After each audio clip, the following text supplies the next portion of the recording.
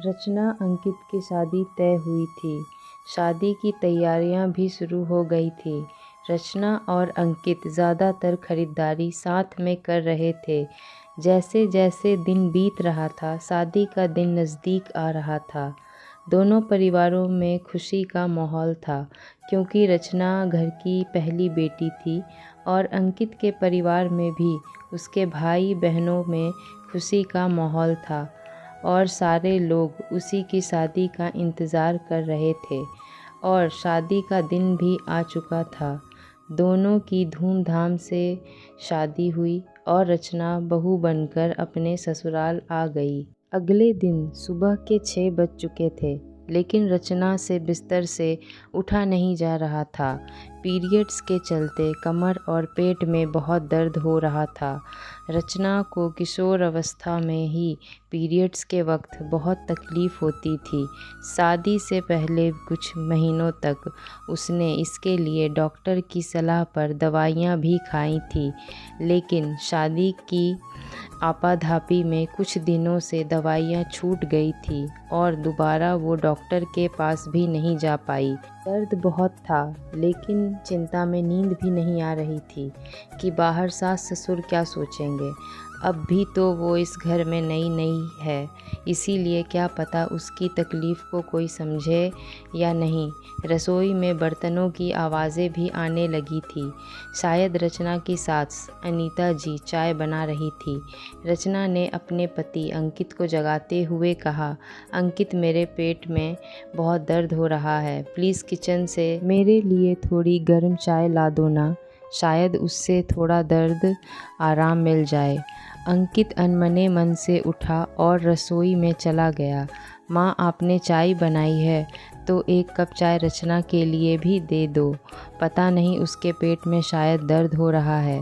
अनीता जी कुछ बोलती तो नहीं, लेकिन चाय डालकर कप इतनी ज़ोर से पटका कि चाय छलक गई। ले जा, और कुछ चाहिए तो वो भी बता देना। अंकित चुपचाप चाय लेकर कमरे में चला गया। अनीता जी ने इतनी ज़ोर से बोला था कि कमरे में रचना को भी उसकी आवाज़ सुनाई पड़ गई थी। 2 घूंट चाय पीकर वो जैसे तैसे उठी और नहाकर बाहर आ गई। अनीता जी उसे तीखी नज़रों से देख रही थी। चेहरा पीला पड़ा हुआ था और बहुत सुस्त लग रही थी, लेकिन पता नहीं सास की नज़रों से ये सब देखकर भी क्यों देखा नहीं पा रही थी। घड़ी की तरफ देखते हुए अनीता जी बोली, 8 बजने को आ गए हैं, कब तो नाश्ता बनेगा और कब घर के बाकी काम होंगे। रचना सास की नाराज़गी समझ रही थी, फिर भी बहुत ही सौम्यता से बोली, माँ जी, मेरे पेट में और कमर में बहुत दर्द हो रहा है। पीरियड्स के वक्त हमेशा ही ऐसा होता है, शादी से पहले भी होता था। मेरी दवाइयाँ चल रही थी, लेकिन अब कुछ दिनों से छूट गई हैं। मम्मी कहती थी कि कई बार ऐसा होता है कि किसी किसी लड़की को इन दिनों ज़्यादा तकलीफ़ होती है, इसीलिए गर्म पानी की सिकाई और गर्म खाना पीना ही करना चाहिए। तुम्हारी मम्मी ने तुम्हें ये सब तो सिखा दिया, लेकिन ये नहीं सिखाया कि ससुराल में किस तरह रहना चाहिए। घर की बहू पर अपने घर परिवार की जिम्मेदारियां भी होती हैं। अनीता जी थोड़े कड़क स्वर बोली, हाँ मम्मी जी, मेरी मम्मी ने ये सब सिखाया है, लेकिन साथ में यह भी सिखाया है कि यदि ससुराल में तुम्हें कोई भी तकलीफ़ हो तो अपनी सासू माँ को ज़रूर बताना, क्योंकि वो भी इन परिस्थितियों से गुज़र चुकी है। उन्होंने भी अपने जीवन में बेटी, बहू, पत्नी और माँ की भूमिका निभाई है, और इन सबसे पहले वो एक औरत है। कोई समझे या ना समझे, लेकिन एक औरत दूसरी औरत की तकलीफ़ ज़रूर समझेगी, इसीलिए वह तुम्हारी तकलीफ़ को भी ज़रूर समझेगी। रचना नज़रें झुकाए हुए बोल रही थी और उसकी आवाज़ भर्रा रही थी। रचना की बात सुनकर अनीता जी की गर्दन भी झुक गई। उन्होंने अपने रूखेपन पर शर्मिंदगी हो रही थी। सच ही तो कह रही है रचना, यदि एक औरत ही दूसरी औरत की तकलीफ़ नहीं समझेगी तो कौन समझेगा। उन्होंने रचना का हाथ पकड़कर उसे अपने पास बिठाया और बोली, तेरी माँ बिल्कुल सही कहती है बहू।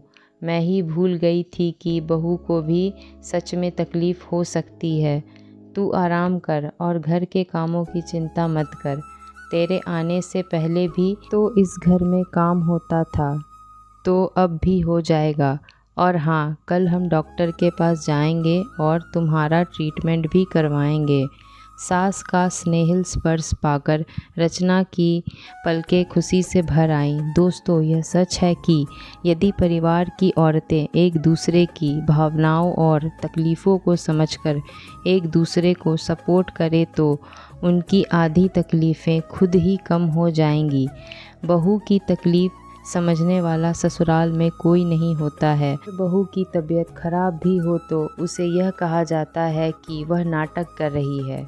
वहीं अगर बेटी की तबीयत खराब हो तो सारे घर के लोग एकजुट होकर उसकी सेवा में लग जाते हैं, क्योंकि वह दूसरे घर की होती है। इसलिए ना उससे कोई तकलीफ़ हो सकती है, ना उसे कभी भी थकावट हो सकती है। बस उसे काम की उम्मीद की जाती है, वह सारा घर का काम करे और वह आराम भी ना करे।